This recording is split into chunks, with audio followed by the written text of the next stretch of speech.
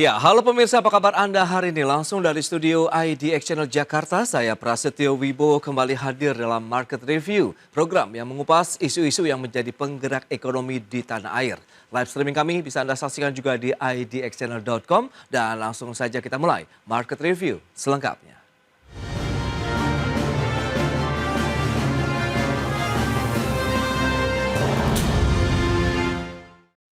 Ya, mengawali tahun 2025 hingga saat ini pergerakan mata uang Garuda terhadap dolar Amerika Serikat masih mengalami tekanan. Bahkan nilai tukar rupiah nyaris menyentuh 16.400 per dolar Amerika Serikat pada pertengahan bulan ini.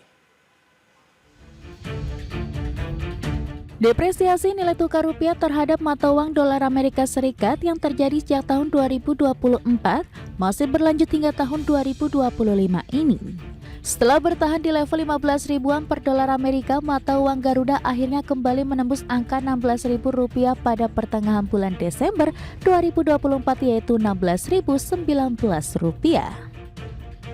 Level nilai tukar rupiah 16 ribuan per dolar Amerika tersebut pun masih bertahan hingga bulan pertama tahun 2025, tepatnya pada tanggal 21 Januari 2025. Bahkan rupiah sempat nyaris menyentuh 16.400 per dolar Amerika pada 16 Januari 2025. Sementara itu, pasca pelantikan Presiden Amerika Serikat Donald Trump memberikan sinyal kuat untuk mengevaluasi ulang tarif perdagangan Amerika, terutama tarif 25% pada barang impor dari Kanada dan Meksiko. Trump juga sudah menandatangani perintah terkait kebijakan perdagangan America First yang menginstruksikan lembaga federal untuk menyelidiki praktik perdagangan yang tidak adil oleh negara lain. Di sisi lain, meski konflik di kawasan Timur Tengah mulai mereda seiring dengan tercapainya genjatan senjata antara Palestina dan Israel dan ditambah dengan perang Rusia dan Ukraina belum kunjung usai, dinilai masih menjadi salah satu penyebab terganggunya aktivitas perekonomian global termasuk Indonesia. Kondisi ini pun mendorong penguatan dolar Amerika terhadap sejumlah mata uang utama dunia lainnya, di mana dolar Amerika telah menjadi safe haven. Dari Jakarta, tim liputan IDX Channel. Ya, pemirsa, untuk membahas tema menarik kita kali ini, menakar dampak pelemahan rupiah bagi industri nasional, kita sudah tersambung melalui Zoom bersama dengan Bapak Joshua Pardede, Kepala Ekonom PT Bank Permata Tbk. Halo Pak Joshua, apa kabar?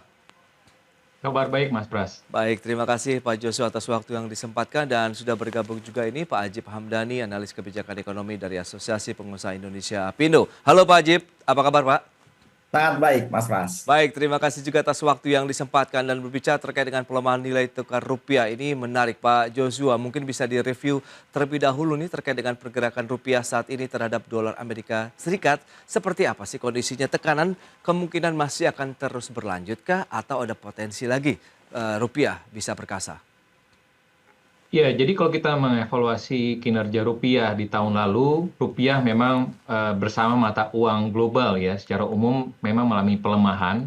Kalau kita lihat di tahun lalu, secara full year 2024, rupiah melemah hampir kurang lebih 4%-an, ditutup di 16.100. Dan di tahun ini pun juga kita melihat rupiah masih bertengger di 16.300 ya, ataupun mungkin masih melemah kurang lebih sekitar mungkin pelemahannya sekitar 1%-an ya, dan ini kalau kita bandingkan dengan mata uang Asia mungkin rupiah menjadi salah satu mata uang yang paling lemah ya di tahun ini, di awal tahun ini, dan ini tentunya kami melihat bahwa masih faktor eksternal yang paling dominan mempengaruhi kondisi ini, karena kembali lagi bahwa faktor utamanya adalah penguatan dolar Amerika Serikat ini terjadi terhadap mata uang negara-negara maju ataupun mata uang utama atau major currency, baik itu terhadap euro, sterling, yen, dan juga mata uang negara maju lainnya, sehingga pada akhirnya ini mempengaruhi juga penguatan terhadap mata uang negara berkembang termasuk rupiah. Dan ini tentunya dua faktor utamanya adalah berkaitan dengan masih adanya tensi geopolitik ya, dan yang kedua adalah terkait dengan arah kebijakan luar negeri dari Amerika Serikat, khususnya di bawah pemerintahan Presiden Trump, yang pada akhirnya ini akan mempengaruhi juga arah kebijakan suku bunga Bank Sentral Amerika Serikat di tahun ini, yang dimana kita ketahui bersama bahwa di tahun lalu di 2024 ada peluang bahwa ataupun Fed masih memperkirakan adanya penurunan 100 basis poin untuk penurunan di tahun ini. Nah, tapi dengan adanya perkembangan dari kebijakan Amerika Serikat ke depannya, Fed saat ini hanya melihat penurunan sekitar 50 basis poin, sehingga adanya penurunan perubahan dari penurunan suku bunga Fed di tahun ini itu pun juga menjadi salah satu faktor mengapa dolarnya menguat, sehingga ini menjadi salah satu penyebab pelemahan dari nilai tukar rupiah sampai dengan saat ini. Baik, itu dia masih faktor eksternal begitu dan penguatan dolar terhadap sejumlah mata uang utama dunia. Nah, Pak Hajib, bagi pelaku usaha, penguatan dari dolar Amerika Serikat yang akhirnya memberikan depresiasi terhadap nilai tukar rupiah ini sejauh mana kalau kita lihat begitu memberikan tekanan terhadap dunia usaha ataupun industri di tanah air? Ya, kalau kita lihat Mas Pras bahwa nilai tukar rupiah itu yang mencapai 16.300 dan hampir menyentuh 16.400 per 1 US dollar, itu adalah angka yang cenderung kurang ideal untuk ekonomi domestik dalam negeri, Mas Pras. Karena kalau kita lihat yang menjadi acuan kerangka ekonomi makro di tahun 2025 ini yang didesain oleh pemerintah dan DPR itu juga hanya di kisaran 15.300 sampai maksimal 16.000. Artinya kemudian ketika rupiah terus mengalami pelemahan dan di atas 16.000, maka tentunya perlu diberikan beberapa koreksi atas proyeksi ekonomi yang ada, baik itu ekonomi negaranya, neraca keuangannya maupun juga di private sector. Nah, dalam konteks private sector, Mas Pras, memang pelemahan nilai rupiah ini akan memberikan tekanan terhadap beberapa sektor, terutama atas beberapa bahan baku yang mau tidak mau kita harus impor. Nah, kondisi ini yang kemudian harus kita hitung ulang. Dan pemerintah harus mendorong dengan bauran kebijakan fiskal moneter maupun kebijakan ekonomi, sehingga harapan kita Mas Pras adalah rupiah kembali menguat di kisaran 16.000, di bawah 16.000 bahkan harapan kita. Tapi begini Mas Pras, yang lebih penting daripada sekedar nilainya adalah bagaimana nilai rupiah itu bisa stabil. Karena dengan stabilitas nilai tukar itulah, maka proyeksi ekonomi yang dibuat oleh rekan-rekan di private sector itu bisa lebih menjadi visible. Jangan sampai terjadi perubahan-perubahan yang cukup fluktuatif dalam 1 tahun berjalan. Itu yang menjadi harapan dunia usaha, Mas Pras. Jadi sekali lagi pemerintah perlu mendorong kebijakan-kebijakan yang pro dengan pertumbuhan dan penguatan ekonomi domestik. Karena kalau kita lihat, Mas Pras, bahwa memang sisi impor kita memang sedang mengalami akan ada perubahan kebijakan. Bagaimana komitmen Pak Prabowo kemarin misalnya 5 tahun ke depan tidak akan ada impor migas misalnya. Nah, ini menjadi salah satu hal yang positif. Bahkan bagaimana narasi ketahanan pangan dan lain-lain. Karena sektor-sektor ini yang akan membuat penguatan ekonomi domestik dalam negeri, Mas Pras. Termasuk misalnya bagaimana orientasi pemerintah untuk meningkatkan lifting minyak, kemudian untuk mengganti B40 sampai B50 dan seterusnya. Ini menjadi bagian orientasi pemerintah untuk mensubstitusi impor dan berorientasi pada ekspor. Hal ini tentunya akan menguatkan ekonomi domestik. Jadi kuncinya adalah bagaimana pemerintah fokus dengan ekonomi lokal, Mas Pras. Oke, ekonomi lokal, bauran kebijakan fiskal moneter begitu untuk bisa menahan laju depresiasi nilai tukar rupiah. Kita akan bahas nanti di segmen berikutnya, Pak Hajib dan Pak Joshua. Kita akan jeda dulu sebentar. Pemirsa, pastikan Anda masih bersama kami.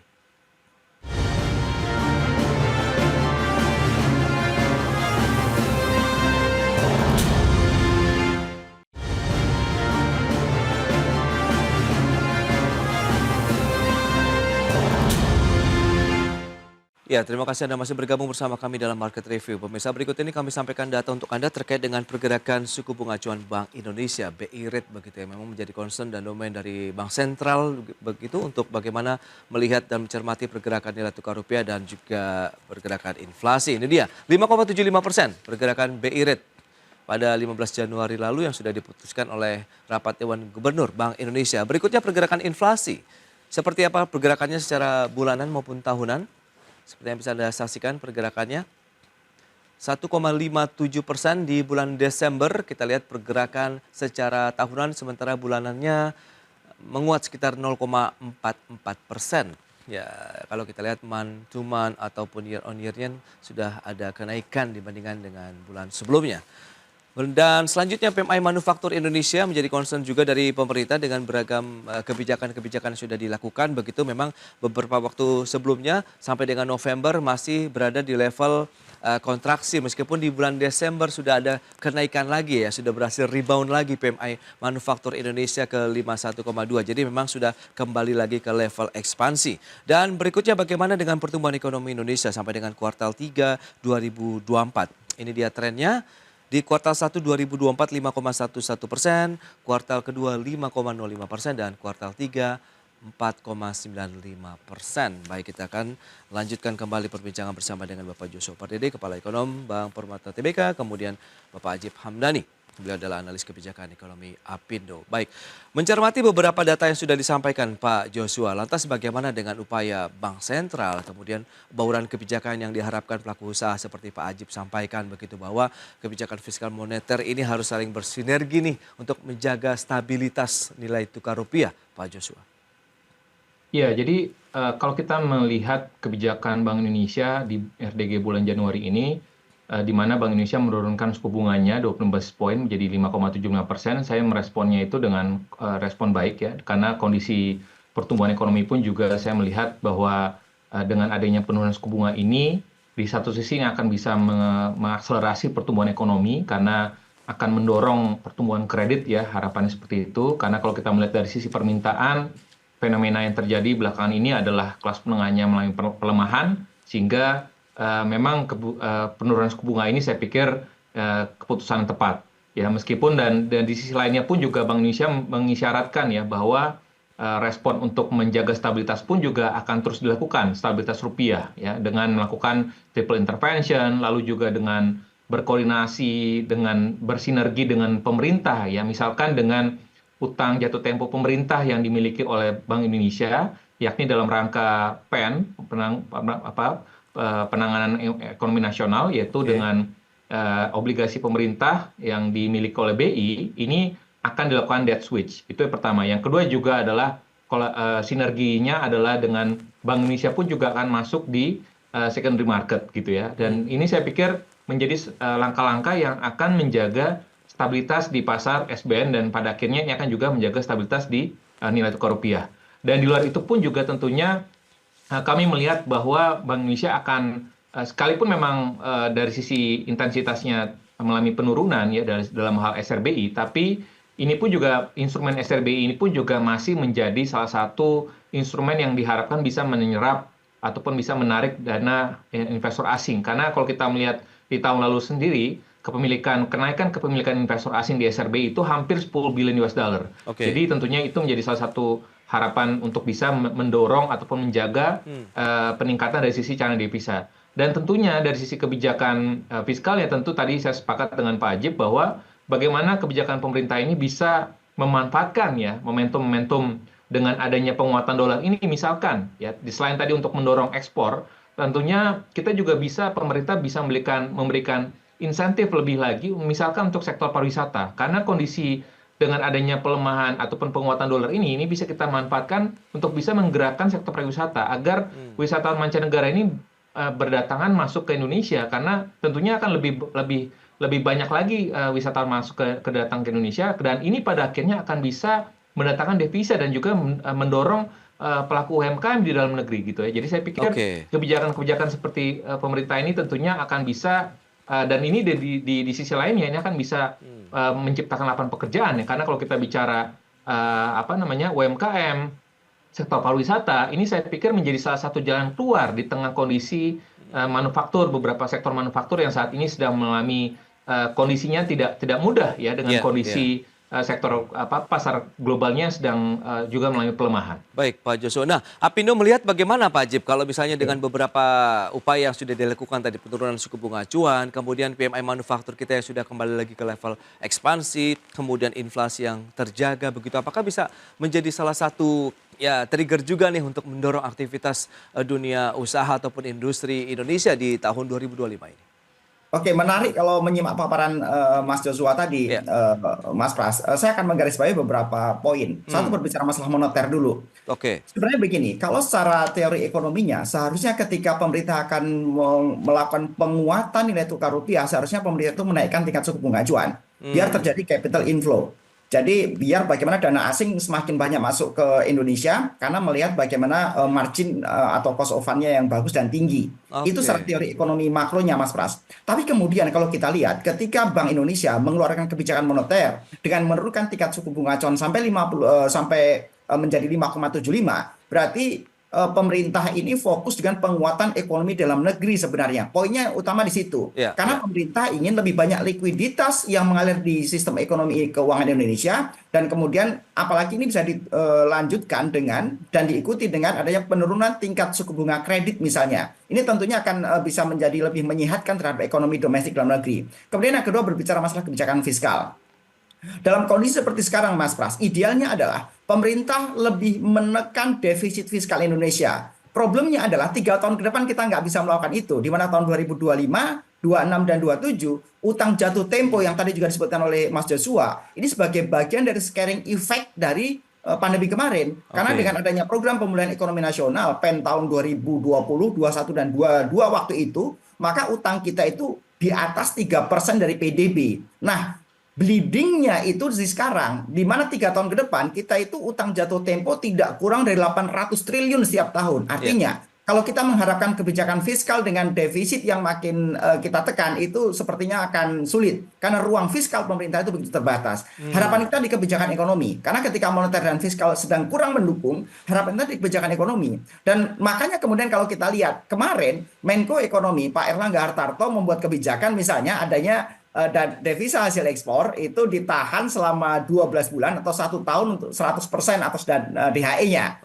Ini memang menimbulkan pro kontra tentunya, tapi kita melihat Mas Pras bagaimana upaya dari pemerintah ini menjadi bagian kebijakan ekonomi untuk memperkuat nilai mata uang rupiah, yang tentunya ini secara jangka menengah sampai akhir tahun Desember 2025 nanti ini akan memberikan penguatan dan memberikan dampak positif terhadap rupiah. Demikian, Mas. Baik, Pak Jib. Nah, Pak Joshua, lantas bagaimana dengan kebijakan DHE ataupun devisa hasil ekspor tadi yang durasinya diperpanjang begitu, rencana dari 6 bulan ke 1 tahun, ini efektif tidak nanti untuk menjaga pergerakan nilai tukar rupiah? Meskipun Pak Ajib tadi kalau memang untuk bisa mendorong likuiditas dolar masuk ke Indonesia ada strategi menaikkan suku bunga acuan, tapi di satu sisi kan pemerintah juga fokus untuk mengembangkan nih pertumbuhan ekonomi di Indonesia.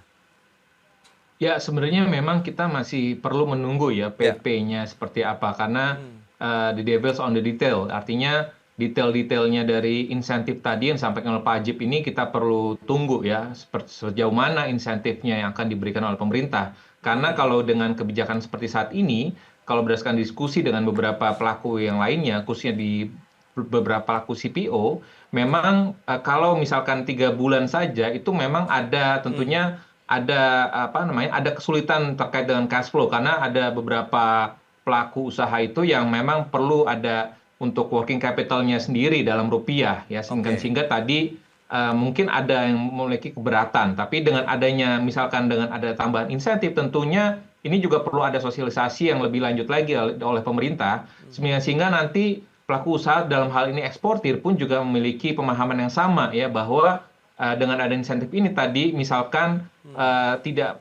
pelaku usaha tadi ini ataupun para eksportir ini tidak memiliki kesulitan working capital loan ya, untuk misalkan untuk operasionalnya sendiri, sehingga kalau itu pun bisa menjawab, saya pikir kebijakan DHE ini saya pikir akan didukung oleh pengusaha seperti itu. Baik, kita akan lihat seperti apa, karena polemik ini sudah cukup panjang begitu, mengingat apakah dananya benar-benar nanti bisa dimanfaatkan atau benar-benar harus mengendap begitu selama 1 tahun ke depan, dan lagi bagaimana juga sentimen dari pelemahan rupiah ini bisa kita optimalkan bagi para eksportir untuk bisa menambah lagi pundi-pundi keuangan bagi negara. Kita akan bahas nanti di segmen berikutnya, kita akan jeda kembali sebentar. Pemirsa, kami akan segera kembali usai pariwara berikut ini.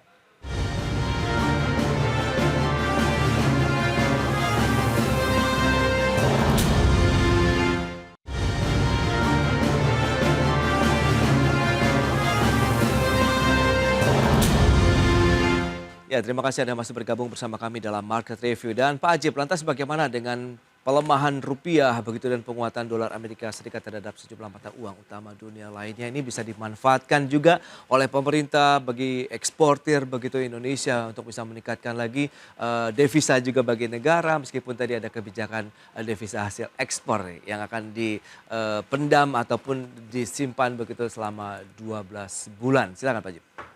Pelemahan nilai tukar rupiah ini, Mas Pras, tentunya akan memberikan tekanan terhadap rekan-rekan di pengusaha yang membutuhkan bahan baku, terutama di impor. Karena nanti efeknya adalah ketika terjadi kenaikan HPP, Kenapa terjadi kenaikan HPP? Karena nilai barang impornya naik. Nah, tentunya ini barang dan jasa yang diproduksi nanti akan menjadi naik juga. Nah, ini yang kemudian akan kita lihat apakah ini mempunyai competitiveness yang masih bagus atau tidak. Karena ujungnya dengan adanya kenaikan nilai dolar seperti ini, maka tentunya akan berdampak terhadap inflasi, terutama atas beberapa barang yang tidak ada penggantinya yang harus diimpor.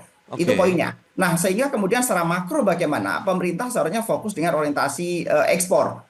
Sebenarnya selain ekspor pun juga seperti tadi Mas Joshua sampaikan, juga bagaimana mendatangkan misalnya sektor pariwisata. Maka kita fokus bagaimana negara-negara lain berkunjung ke Indonesia karena ini akan membawa dolar juga, membawa mata uang asing. Nah, ini yang kita Oke. harapkan karena kalau kita lihat Indonesia dengan segala macam potensinya, kita masih belum menjadi tujuan destinasi favorit buat turis-turis mancanegara. Nah, sektor seperti ini yang perlu di-exercise lebih lanjut oleh pemerintah dan diberikan insentif terbaik sehingga dalam momentum pelemahan nilai rupiah ini justru mendapatkan manfaat maksimal. Itu yang kita harapkan, Mas Pras. Kemudian kalau kita lihat bagaimana kebijakan yang didorong misalnya DHE menjadi 1 tahun ini, memang ini untuk teman-teman eksportir suatu hal yang sangat challenging karena harus kembali merekalkulasi dan membuat adjustment atau penyesuaian atas proyeksi keuangan selama 1 tahun ke depan. Karena tentunya kebijakannya akan membuat bagaimana bisnis scheme di internal perusahaan akan masing-masing berubah.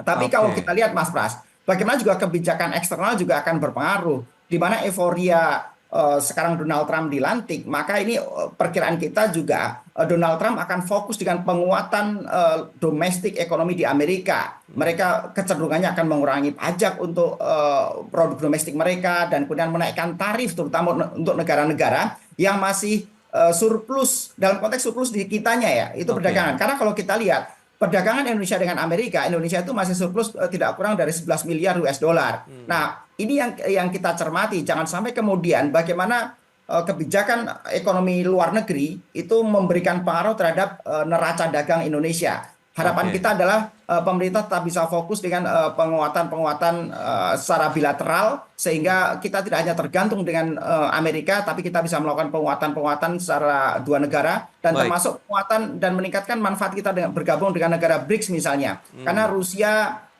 dan India itu saya pikir menjadi pasar yang cukup luar biasa buat Indonesia. Demikian Mas Oke, Pras. Pak Ajib. Nah, Pak Joshua, lantas strategi apa yang perlu diterapkan kalau memang tadi devisa hasil ekspor ini jadi di 1 tahun misalnya begitu, insentif seperti apa sih yang bisa menjadi sweetener begitu akhirnya pelaku ekspor Indonesia pun cukup bergairah begitu untuk semakin meningkatkan kinerja, kemudian apakah mereka bisa mendapatkan sumber pendanaan baru misalnya dari perbankan di tanah air?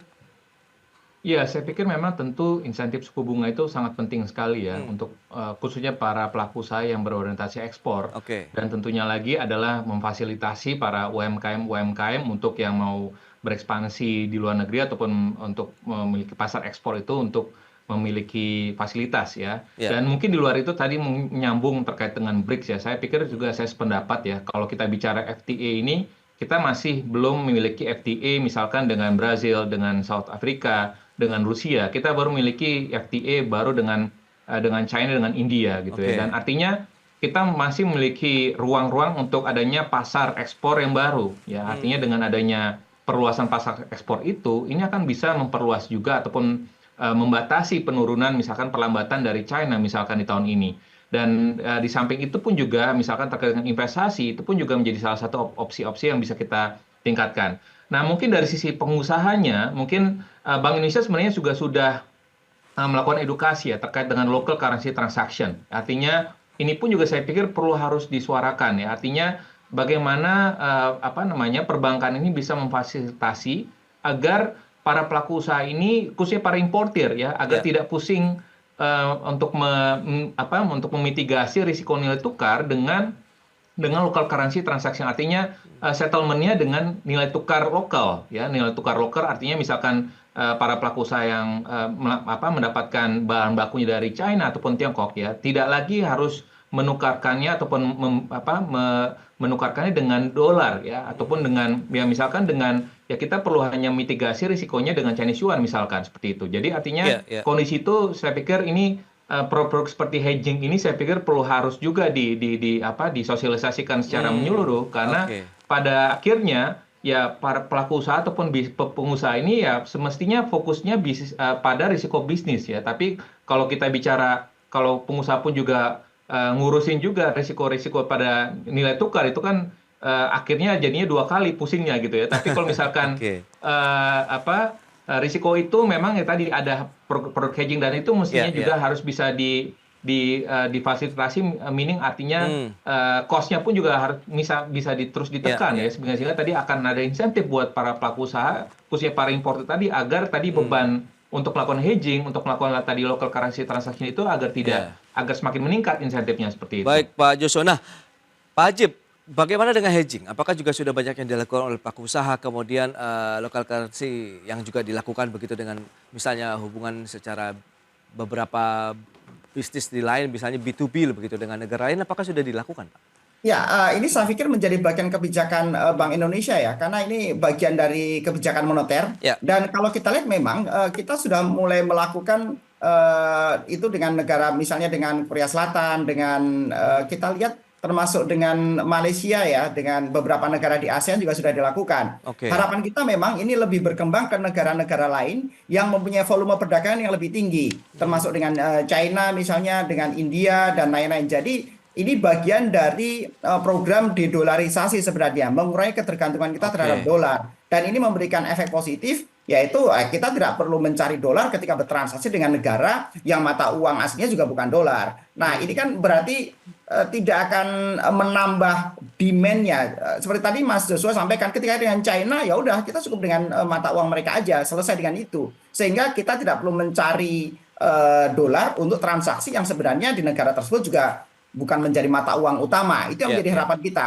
Dan saya pikir pemerintah melalui Bank Indonesia-nya perlu memperluas kerjasama secara bilateral. Karena ini dilakukannya secara bilateral antara dua negara secara langsung, Mas Pras. Dan Oke. sebenarnya misalnya ketika Indonesia masuk negara BRICS misalnya, ini bisa menjadi turunan kebijakan selanjutnya. Karena sekali lagi, selain transaksi dagang yang kita harapkan dengan negara-negara baru adalah tentunya ada investasi yang masuk.